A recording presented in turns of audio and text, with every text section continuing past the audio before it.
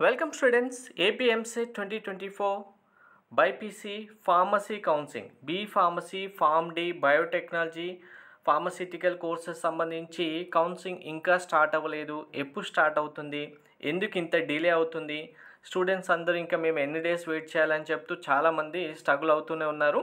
So అసలు counselling ఎందుకు delay అవుతుంది, ఎప్పుడు స్టార్ట్ చేస్తారు, క్లియర్గా అన్ని డీటెయిల్స్ ఇస్తాను. వీడియో స్కిప్ చేయకుండా చూడండి, లైక్ చేసి తప్పకుండా షేర్ చేయండి.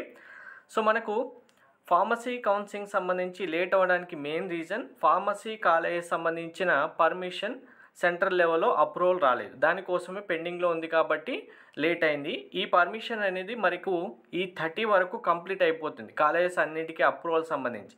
మరి 30 వరకు కంప్లీట్ అవుతే కౌన్సిలింగ్ ఎప్పుడు కండక్ట్ చేస్తారంటే ఇక్కడే మనకి ఇంకా డిలే ఎందుకు అవుతుంది అనేది కూడా మీకు అర్థమవుతుంది.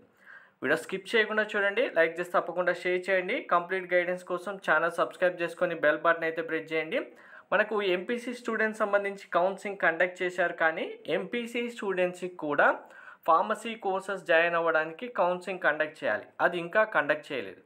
మరి వీళ్ళకి కండక్ట్ చేయకుండా డైరెక్ట్గా ఫార్మసీ బైపీసీ స్టూడెంట్స్ కండక్ట్ చేస్తారంటే చేయరు.